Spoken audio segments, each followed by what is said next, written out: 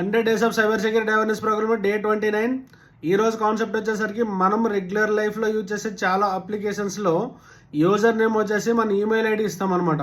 ఇది ఒక biggest mistake. మన లైఫ్లో అప్రాక్సిమేట్గా ఒక 10 అప్లికేషన్స్ మనం రెగ్యులర్ యూసేజ్లో ఉంటే పొరపాటు ఒక అప్లికేషన్లో డేటా లీక్ అయింది లేదా ఒక అప్లికేషన్లో డేటా బ్రీచ్ అయింది అనుకోండి, ఆ అప్లికేషన్ త్రూ మన ఈమెయిల్ ఐడి అనేది ఎక్స్పోజ్ అయిపోతుంది. దీనివల్ల మనం యూజ్ చేసే రిమైనింగ్ 9 అప్లికేషన్స్ తాలూకు యూజర్ నేమ్ కూడా ఈమెయిల్ ఐడి కాబట్టి ఆటోమేటిక్గా మన ఈమెయిల్ మనం యూజ్ చేసే యూజర్ నేమ్ ఏంటనేది పబ్లిక్ అయిపోతుంది. దాంతోపాటుగా మన ఫ్రెండ్స్ చాలా వరకు చేసే పని ఏంటంటే అన్ని అప్లికేషన్స్కి ఉండే పాస్వర్డ్ గుర్తుపెట్టుకోవడం కష్టం అని చెప్పేసి అన్నిటికీ ఒకటే పెడతారు.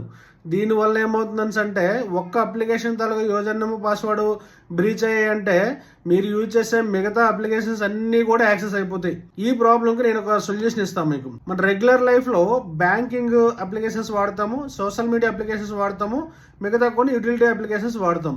ఇలా మీరు యూజ్ చేసే అప్లికేషన్స్ మీరు ఏం చేస్తారని అంటే గ్రూపింగ్ చేసుకోండి. గ్రూపింగ్ చేసుకొని ఏదైతే మీ పర్సనల్ అనుకుంటారో ఆ పర్సనల్ అనుకున్న ఈమెయిల్ ఐడి పాస్వర్డ్ ఏదైతే ఉందో అది బ్యాంకింగ్ వాడుకోండి.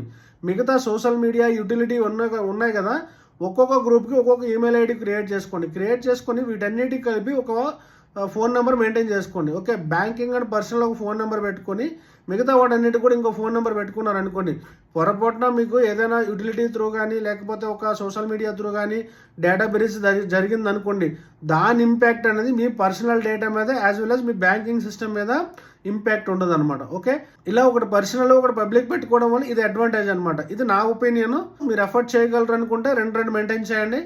లేని టైంలో ఏం చేస్తారని అంటే ఈమెయిల్ ఐడిని యూజర్ నేమ్గా కాకుండా మీ యూజర్ నేమ్ అనేది స్పెసిఫిక్గా పెట్టుకోండి.